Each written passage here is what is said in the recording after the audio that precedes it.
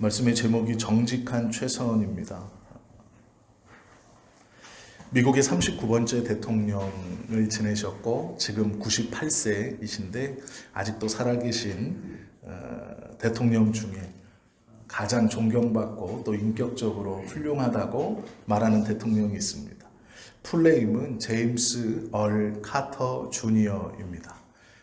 우리는 보통 알고 계시기를 지미 카터라고 알고 있는 그러한 미국의 대통령입니다. 이분이 우리나라에 유명해진 사건이 있습니다. 인혁당 사건으로 옥살이를 하던 유진곤 씨의 아들이 초등학교 때 이 유진곤 씨의 아들인 유동민, 그때 당시에는 초등학생이었는데요. 이 친구가 미국의 지미 카터 대통령에게 한글로 자기가 편지를 씁니다. 그래서 아버지가 관련이 없는데 애매하게 오해를 받아서 지금 감옥에 있습니다. 그 내용들을 이렇게 편지로 자세하게 씁니다. 이 지미 카터가 이것을 보고 그때 당시 우리나라의 대통령이었던 박정희 대통령에게 전화를 걸어서 자기가 유동민이라는 아이에게 편지를 받았는데 그의 아버지 유진곤 씨가 인혁당이라는 사건에 연루되어서 지금 감옥에 있는데 아이의 편지를 한번 보내줄 테니 읽어보십시오 라고 해서 그 미국으로 갔던 편지가 다시 박정희 대통령에게 오게 되고 박정희 대통령이 그 편지를 읽고 이 사람에 대해서 다시 조사를 해봐라 명령을 내려서 그 사람의 억울함이 해명되어서 이 유진곤 씨가 풀려났던 일로 더 유명한 그러한 대통령입니다. 또 그것뿐만이 아니라 유진곤 씨가 풀려나고 이 카터가 자신의 부탁을 좀 들어준 것에 고마움을 느껴서 한국을 방문합니다. 그리고 박정희 대통령과 사적으로 저녁 식사를 하면서 박정희 대통령에게 차근차근 복음을 전한 일로도 더 유명한 그러한 대통령입니다. 그것뿐만이 아니라 국제 분쟁이 있으면 유엔의 관료들이 은퇴한 대통령인 이 지미를 찾았습니다. 서방 국가와 동방을 상징하는 이 민주진영과 공산진영에 뭐가 트러블이 생기면 유엔의 관료들을 하나같이 지금 지미는 어디 있는가 이렇게 서로 물었다고 합니다.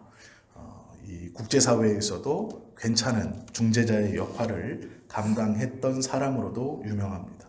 아직까지도 살아있으면서 신앙생활도 열심히 하고 미국의 젊은이들에게 하나님의 복음을 전하는 일에 힘쓰고 있는 사람입니다. 이 지미가 39번째 대통령이 되려고 대통령 후보에 나왔을 때 슬로건이 있습니다.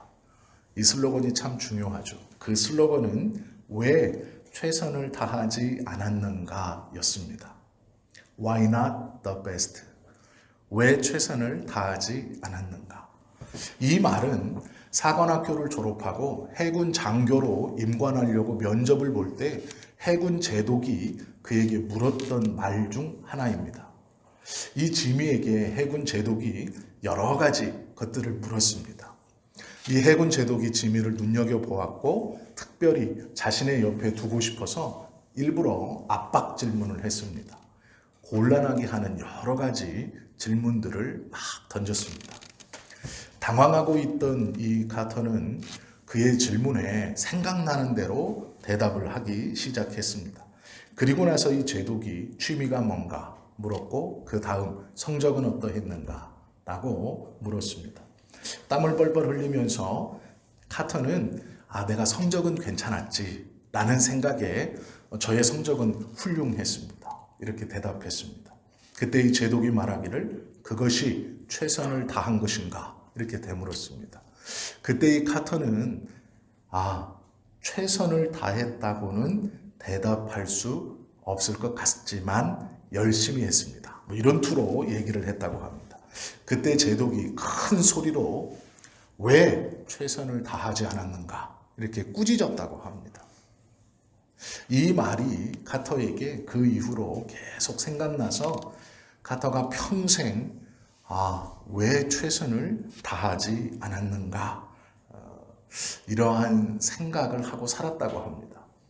그리고 얼마 지나지 않아 임관이 되어서 배에 승선해 보니 그 배에 타고 있는 사람이 자신에게 그 압박 면접을 했던 그 제독이었다라는 이야기가 또 유명합니다. 그때 카더가 이 질문을 받았다. 왜 최선을 다하지 않았는가?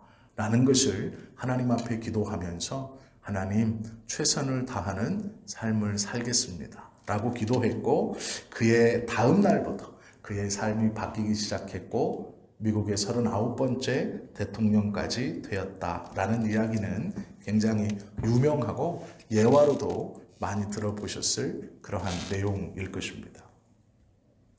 오늘 성경에 보시면 히스기야 왕에 대한 이야기가 짤막하게 정리되어 있습니다. 20절에 보시면 히스기야가 온 유다에 이같이 행하되 그의 하나님 여호와 보시기에 선과 정의와 진실함으로 행하였으니 그가 행하는 모든 일 곧 하나님의 전에 수종드는 일에나 율법에나 계명에나 그의 하나님을 찾고 한 마음으로 행하여 형통하였더라 라고 표현하고 있습니다. 표준 세번역으로 21절을 보시면 조금 더 쉽게 와닿습니다.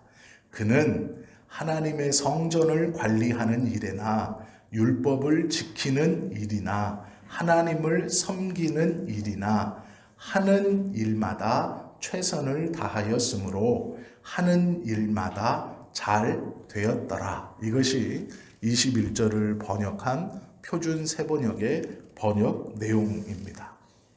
모든 일에 최선을 다했다. 이렇게 말하고 있습니다.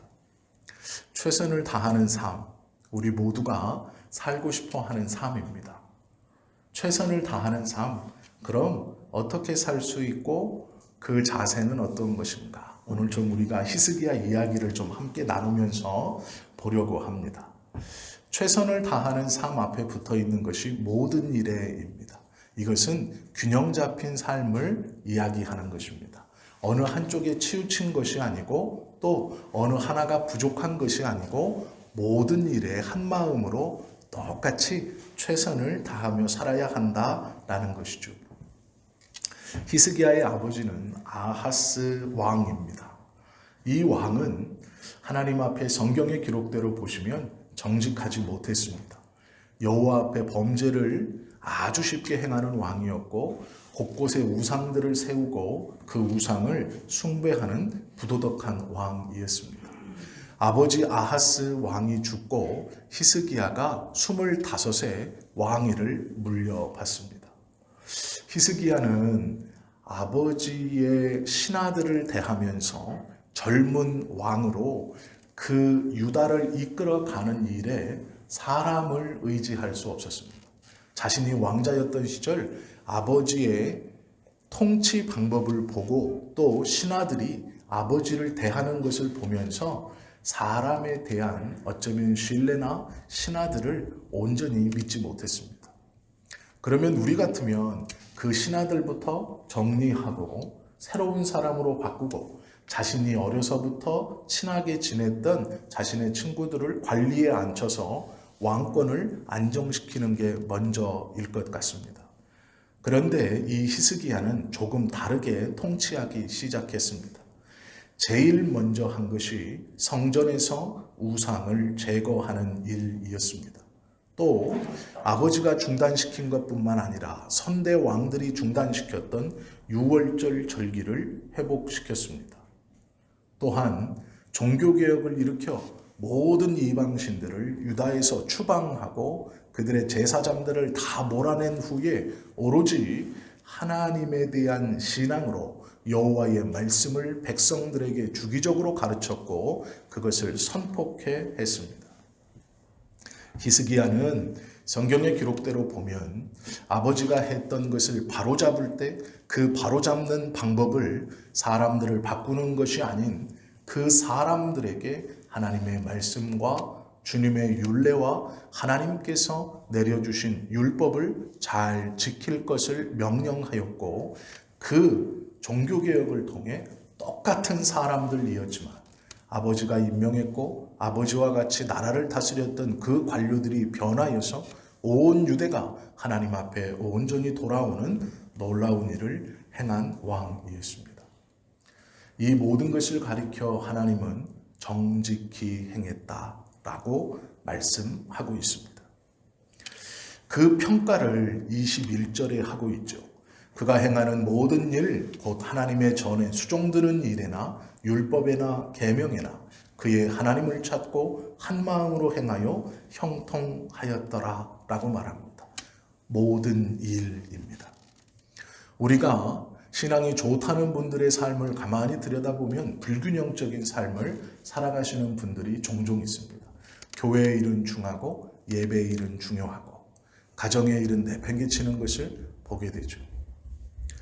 자녀의 양육에 힘쓰지 않으면서 하나님의 일을 열심히 하면 하나님이 자녀들을 책임져 준다는 어쩌면 좀 요행한 믿음에 빠져 있는 것을 우리가 보게 됩니다. 하나님의 전에 수종드는 일에도 율법과 계명에도 최선을 다했다는 것은 살아가면서 지켜야 하는 율법과 하나님 앞에 나아갈 때 제사 드릴 때 지켜야 하는 계명 이 모두를 다 모든 일에 열심히였고 최선을 다했다라고 말씀하고 있습니다. 계명이라는 것은 제사를 드리는 자의 판단 기준이고 율법이라는 것은 평범한 삶을 살아가면서 지켜야 되는 말씀입니다. 이 율법과 계명, 즉 하나님 앞에 나아갈 때나 그 하나님 앞에 나아가지 않고 세상에 살아갈 때나 모든 일에 최선을 다하고 정직히 행하였다 성경은 말씀하고 있죠.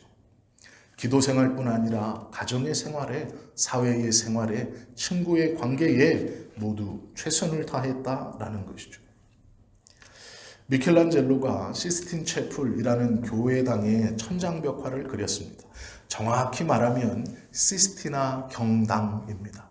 왜 천지창조의 그림이 있는 그 성당 말고요.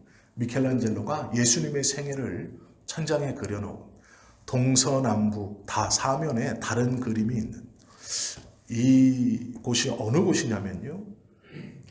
교황이 승하하면, 교황이 죽으면 새로운 교황을 뽑습니다.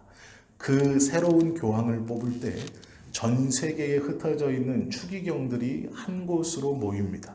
그 한 곳으로 모여서 회의를 합니다. 다음 교황이 누가 될 것인가? 그 회의를 하는 곳이 이 시스티나 경당입니다. 이곳은 예배를 드리는 곳이 아니라 회의를 하는 곳이기 때문에 경당이라고 말하는 것이 맞습니다. 혹자는 이것을 시스틴 성당이라고도 부르는데요. 이곳에서는 예배가 열리지 않습니다. 추기경님들이 모여서 회의하는 곳입니다. 그래서 경당이라고 하죠. 여기서 모이는 회의를 콘클라베라고 부릅니다. 여기서 투표를 하고 베드로 대성당 광장에 쭉 앉아서 그 회의의 결과를 기다리는 것이죠. 아마 TV로 보셨을 분도 있을 것 같습니다. 그때 전 세계에 있는 추기경들이 모여서 회의하는 곳이 이 미켈란젤로가 천정벽화를 그렸던 시스티나 경당입니다. 그곳을 그리면서 약 4년 8개월 만에 완성하면서 천정벽화를 끝냈습니다. 그때 유명한 일화가 있습니다. 높은 곳에 사다리와 파레트를 펼쳐놓고 그 내부를 사람이 올라갈 수 있게끔 우리로 말하면 구조물들을 세워서 벽화를 그리고 있었습니다. 그때에 천정에 바짝 붙어서 벽화를 그리고 있는 이 미켈란젤로에게 친구가 찾아왔습니다. 그래서 이 아래에서 천정 벽화를 올려다 보면서 뭘 그렇게 열심히 하고 있는가? 아래에서 보니까 하나도 안 보이네. 이렇게 말했습니다. 그러니까 미켈란젤로가 말하길 지금 나는 머리카락을 그리고 있네 라고 하니까 이 친구가 또 머리카락인지 머리인지 하나도 구분이 안 가네 라고 말했습니다. 그도 그럴 것이 바닥에서 천정까지는 상당한 높이입니다. 그래서 머리카락 한 올, 머리카락은 보이지 않습니다. 그냥 큰 형태만 보이는 것이죠. 친구는 혼신의 힘을 쏟고 있는 미켈란젤로에게 그렇게 하지 않아도 된다고, 보이지도 않는다고 이렇게 말한 것이죠. 좀 쉬어가면서 하게나 라고 말했습니다. 그때 미켈란젤로가 이렇게 대답했습니다. 이 그림을 다 그린 후에 얼마만큼의 성과가 있는지 누가 제일 잘 알겠는가? 내가 잘 알지 않겠는가? 또한 하나님이 보고 계시니 나는 쉬면서 할 수 없네. 이렇게 대답했다고 합니다. 하나님이 보고 계시니 쉬면서 천천히 할 수 없다. 즉 게으름을 부릴 수 없다라는 것이죠. 우리의 삶은 우리가 알고 하나님이 아시죠. 우리의 하루를 내가 어떻게 살았는지 알죠. 그리고 또한 하나님이 아십니다. 우리가 하루하루를 최선을 다해서 살았는지 우리가 알죠. 그리고 또한 하나님이 아십니다. 우리는 먹고 사는 문제에만 최선을 다해서는 안 되죠. 우리의 믿음 생활에도 최선을 다해야 합니다. 또 많은 관계에서도 최선을 다해야 하죠. 직장에서도 주님은 최선을 다하기를 원하고 교회에서도 주님은 최선을 다하기를 원하십니다. 믿음에도 봉사에도 모든 분야에 최선을 다하기를 원하고 있습니다. 최선을 다하는 자세만이 아니라 그 최선에 선과 정의와 진실함이 있어야 한다고 말씀하죠. 하나님 보시기에 히스기야의 열심은 선과 정의와 진실함이 그 안에 있었습니다. 그러기에 칭찬받을 수 있는 삶이었습니다. 많은 사람들이 최선을 다해서 삽니다. 여러 가지 일들을 최선을 다해서 하기를 원합니다. 그러나 보아야 합니다. 그 안에 선과 정의와 진실함이 있는가? 선하지 않다면 그것은 위선이고 술수입니다.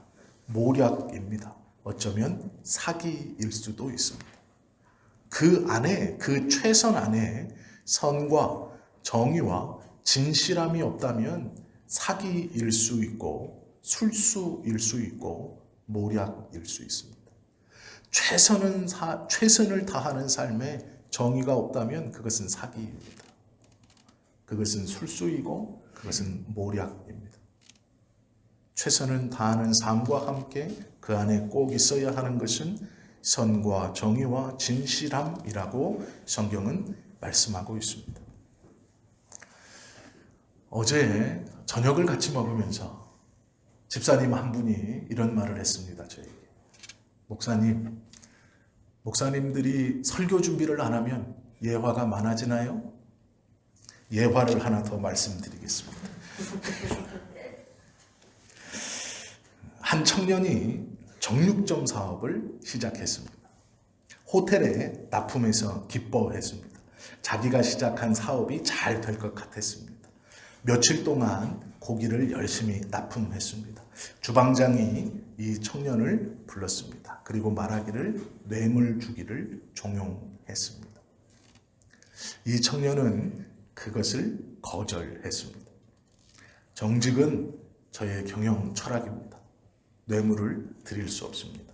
결국 호텔에서는 이 청년에게 납품받던 고기를 납품하기를 거절했고 그 청년의 사업은 망하고 말았습니다. 얼마 후에 이 청년은 다시 심기일전해서 생필품 판매업을 시작했습니다. 그리고 그 가게 입구에 내가 이런 일을 또 당하지 않겠다라는 생각으로 너희는 먼저 그의 나라와 그의 의를 구하라 라는 성경의 구절을 한쪽에 크게 써붙이고 그 생필품 가게에 들어오는 모든 사람들이 볼 수 있게끔 그것을 붙여 놓았습니다.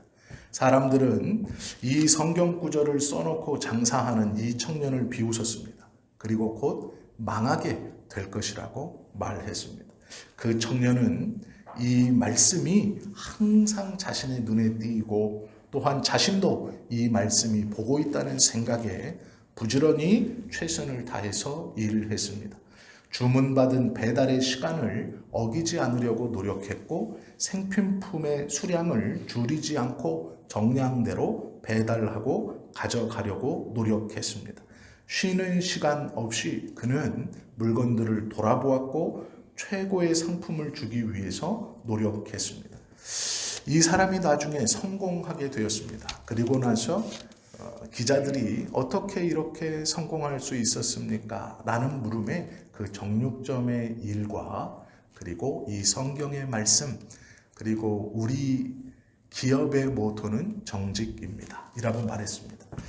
백화점 왕인 페니입니다. JC 페니의 일화입니다. 우리의 사후는 정직입니다. 그것뿐만이 아니라 부지런함입니다. 라고 말했습니다. 정직하게 최선을 다할 때 열매가 있는 것이죠. 조금 늦을 순 있지만 분명히 그 열매가 열릴 것입니다. 정직하게 최선을 다할 때 교회도 우리의 가정도 우리가 속한 모든 사업의 터전도 하나님께서 복을 주셔서 형통하게 해 주실 것입니다.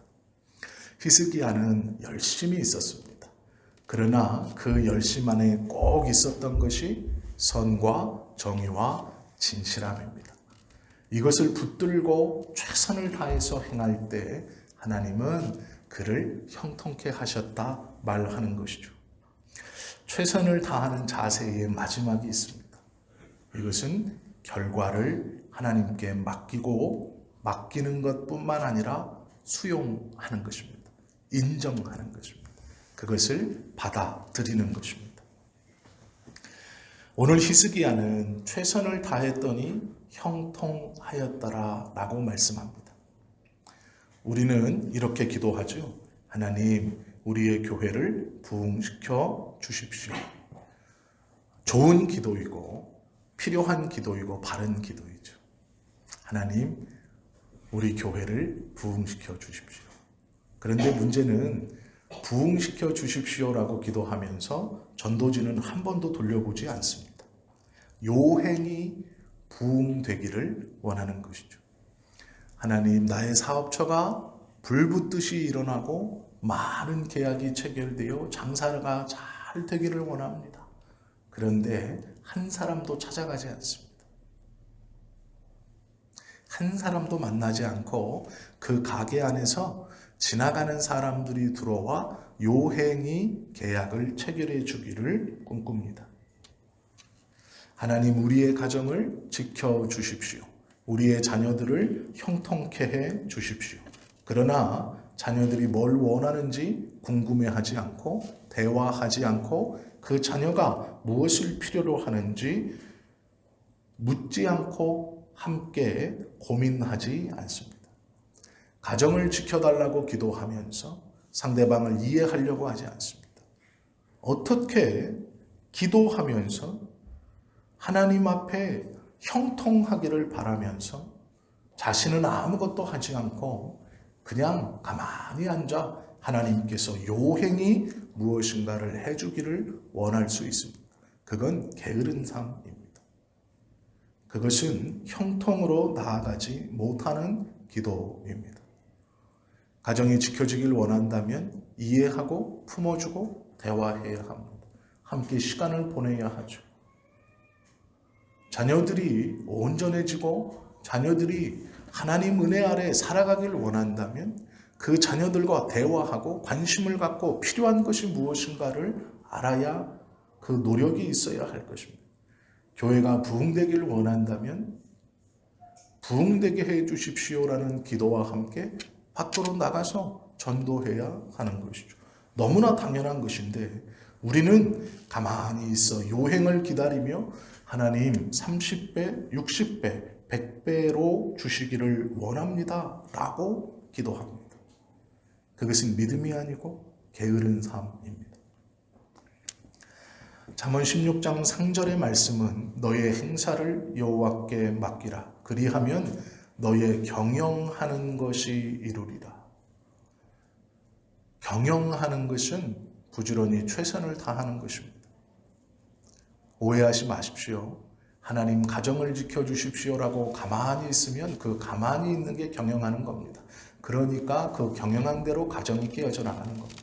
너무 잘 응답하시는 하나님이시죠.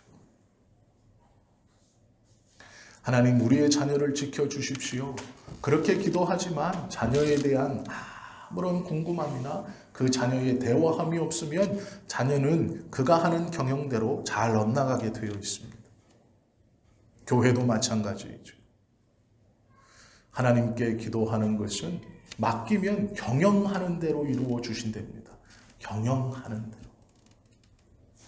하나님 앞에서 선과 정의와 진실함을 가지고 최선을 다할 때 이루어 주시는 것이죠. 그때 형통함이라 말씀합니다. 그러나 우리가 또 하나 생각해야 할 것이 있습니다. 최선을 다하는 믿음의 사람, 하나님 앞에서 진실된 선과 정의와 진실함이 있다면 우리는 그 결과를 하나님께서 우리에게 주시는 대로 용납하고 수용해야 합니다. 형통함으로 주시면 너무 감사한 것이죠. 그러나 그렇지 않을 수도 있습니다. 제가 예배 중간에 갑자기 성함이 생각이 나지 않아서 인터넷을 급하게 검색하고 옮겨 썼습니다. 다 아시는 유명한 이야기가 있죠. 2007년 아프간에서 테러리스트들에게 붙잡혀서 선교팀이 곤욕을 치렀습니다. 그때 언론에서 왜 선교를 갔느냐, 어쨌느냐라고 얘기했죠. 그게 좋다 나쁘다 얘기하려고 하는 게 아닙니다. 그것이 믿음이다 아니다? 아니요. 그 얘기를 드리고 싶은 것이 아닙니다. 그때 잡혔던 모든 사람 중에 한 사람이 죽었고 나머지는 다 풀려났습니다. 그때 죽었던 사람이 배형규 목사입니다. 정확히 말하면 배형규 선교사이죠. 이 배형규 선교사가 죽고 나머지가 다 살아났습니다. 다 돌아왔죠. 언론에서는 왜 가지 말란 곳을 갔느냐? 그러므로 이런 피해를 입혔다. 이렇게 말을 했지만 옳지 못한 선교다. 그 말을 드리고 싶은 것이 아닙니다. 배형규 선교사가 대학 때부터 자신의 친구들 중 어려운 사람들을 보면 자신의 지갑을 열어서 마음에 감동되는 대로 막 집어주었다고 합니다. 어려운 친구들을 섬기기를 좋아했습니다. 사람들이 목사가 되었다고 할 때 그럴 줄 알았어 라고 했답니다. 이 배영규 선교사가 아프간에 선교를 하러 갔습니다. 선교를 하러 가기 전 그는 그 나라의 언어를 습득하기 위해서 5년 이상 그 나라의 언어를 습득하고 완벽하진 않지만 대부분의 말들을 할 수 있는 상태로 건너갔습니다. 그리고 그곳에서 그 현지인들을 섬기면서 하나님의 복음을 차근차근 전하고 있었습니다. 어느 날 선교팀이 왔습니다. 그 선교팀을 인솔해달라는 부탁을 받고 이 배형규 목사는 그 공동체에 합승하게 됩니다. 그리고 함께 선교지를 방문하러 가다가 잡혔습니다. 언어를 알아듣지 못하는 선교팀들, 그리고 홀로 언어를 알아들을 수 있는 이 배형규 목사. 하루는 저녁에 총을 차고 들어와서 내일 너희 중에 한 명만 죽을 것이다. 한 명이 죽으면 나머지는 다 풀어주겠다. 그러나 한 명은 죽어야 된다. 우리가 본보기로 한 사람을 죽이고 나머지는 다 풀어주겠다. 배형규 선교사만 그 이야기를 알아들었습니다. 내일 한 사람은 죽을 것이고 나머지는 풀려날 겁니다. 어땠을까요? 어떻게 말하시겠습니까? 자기만 알고 있어요. 그 일을. 그러면 다음날 어떻게 해야죠? 늦잠 자야죠.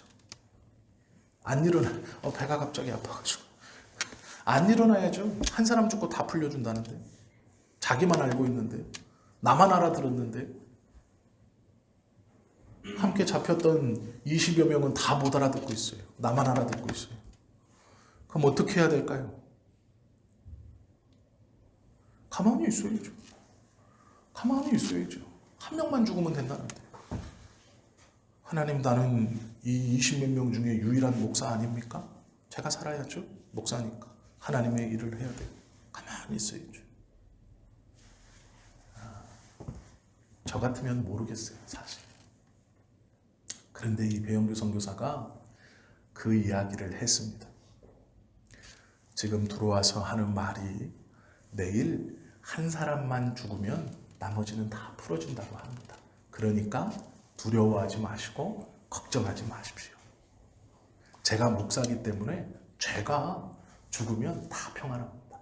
그렇기 때문에 오늘 저녁은 이제부터 두려워하시지 말고 평안히 오늘 저녁을 주무십시오. 이제 곧 있으면 날이 밝을 것인데 아무 걱정 말고 지금부터는 마음을 푹 놓고 불안해하지 않으셔도 됩니다. 이렇게 얘기했답니다.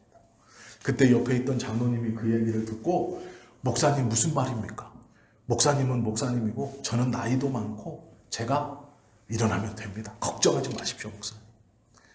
이렇게 얘기해 주셔서 감사합니다. 둘이서 내가 죽겠다고 신랑이가 붙었어요.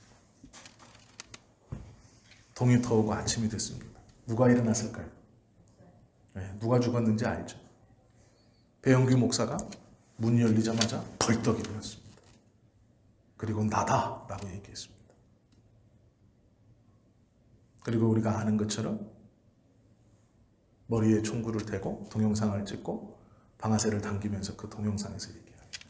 그리고 나머지는 풀려 한국에 들어왔습니다.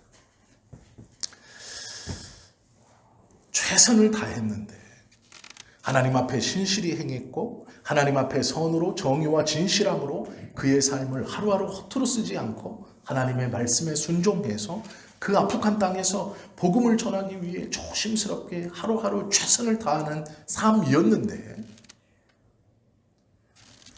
형통하더라가 아닙니다.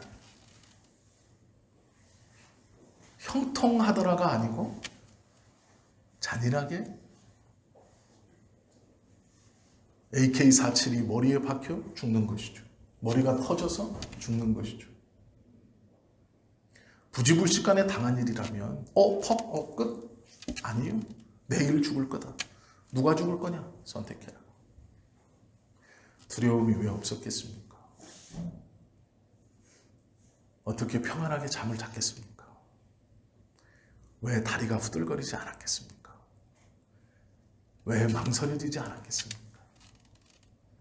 하나님 앞에 최선을 다해 하루하루를 살았는데 그의 마지막이 형통함이 아닙니다. 2007년 그는 그렇게 생을 마감했습니다.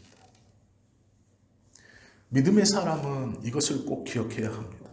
모든 일에 최선을 다해야 하고 그 최선 안에 하나님 보시기에 선과 정의와 진실함이 있어야 되지만 그 삶의 결과를 하나님께 맡길 수 있는 것이 믿음의 삶입니다. 히스기야는 형통하게 해 주셨지만 혹여 우리는 최선을 다하고 선과 정의와 진실함으로 행함에도 불구하고 하나님께서 하나님의 큰 그림에서 우리를 퍼즐의 주인공이 아닌 퍼즐의 한 조각으로 삼을지도 모른다라는 것이죠. 그때 그것을 받아들이느냐 인정하느냐 하나님의 뜻이기 때문에 저는 이 큰 퍼즐의 주인공이 아니라 바닷가를 표현하는 위에 퍼즐이나 아래 퍼즐이나 구분이 되지 않는 그 물결 중에 하나, 퍼즐의 제일 구석, 아무도 중요하게 생각하지 않는 그림의 중심이나 주인공의 한 조각이 아니라 외곽에 아무도 눈여겨보지 않는 그 퍼즐 한 조각이라도 하나님이 그리하시면 알겠습니다 하는 것이 믿음의 사람의 열심입니다. 우리의 삶의 믿음의 자세여야 한다라는 것이죠. 그것이 하나님 앞에 최선을 다하고 그 최선 안에 선과 정의와 진실함을 가지고 있는 믿음의 사람의 모습이어야 합니다. 형통함을 주시기도 하고 때로는 형통함이 아니라 하나님의 큰 그림 안에 가장 외곽에 주목받지 못하는 퍼즐로 우리를 사용하실 수도 있습니다.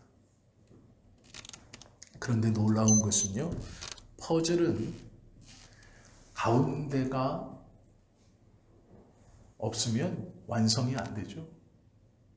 주인공의 얼굴에 퍼즐 한 조각이 없으면 어떻다고 보십니까? 미완성이죠.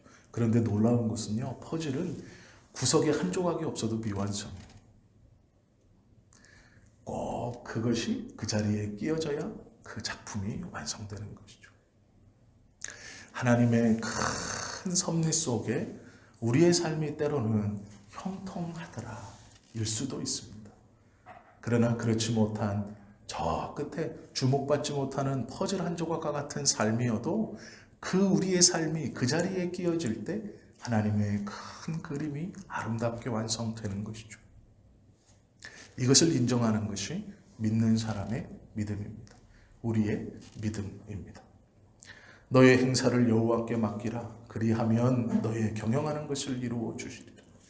히스기야는 형통했지만 동일한 최선의 삶을 살아야 하는 것이 우리의 삶이지만 하나님께서 어떻게 결론을 내시느냐, 그것을 받아들이는 것, 이것이 믿음입니다. 그것을 수용하는 것이죠. 성실한 자의 삶의 표본은 예수 그리스도입니다. 예수님은 한 번도 하나님의 뜻에 어긋남 없이 사셨습니다. 하나님의 뜻을 이루기 위해서 최선을 다해서 하루하루를 사셨습니다. 그러면 그의 마지막이 형통하고 왕성하고 로마의 왕이 무릎 꿇고 헤롯이 무릎 꿇고 본디오 빌라도가 무릎 꿇고 그를 경배하는 것이 우리가 생각하는 형통이지만 하나님은 그 예수를 십자가에서 죽이셨습니다. 그렇게 끝나는 것을 받아들이는 것, 그것이 예수님을 따라가는 우리들의 삶입니다. 시편 31편 23절은 우리에게 소망을 주십니다. 여호와께서는 성실한 자를 보호하시느니라. 이 말씀이 우리에게 위로고 우리에게 소망을 주시는 것이죠.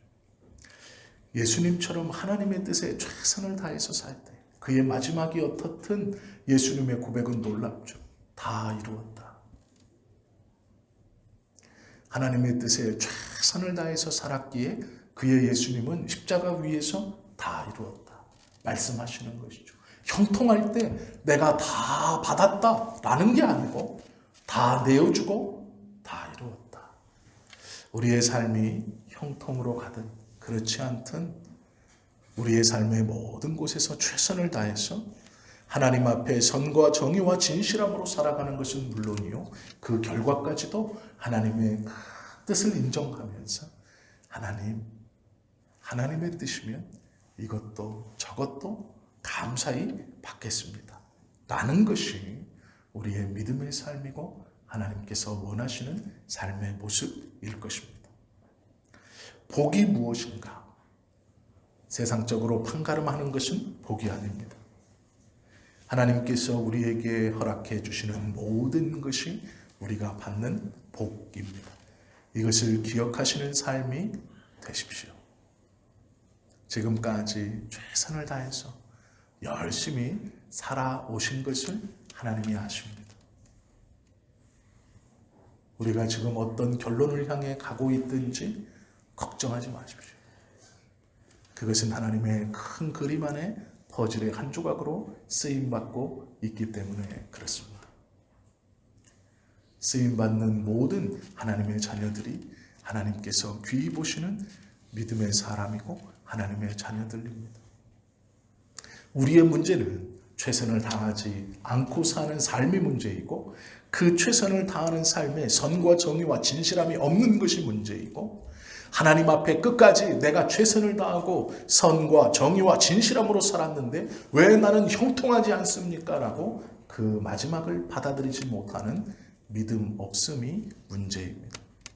우리에게 바른 믿음으로 하나님의 복을 누리는 이것도 저것도 하나님의 뜻이라면 아멘으로 받아들이고 그것을 인정하는 온전한 믿음의 사람이 되실 수 있기를 예수님의 이름으로 축원합니다.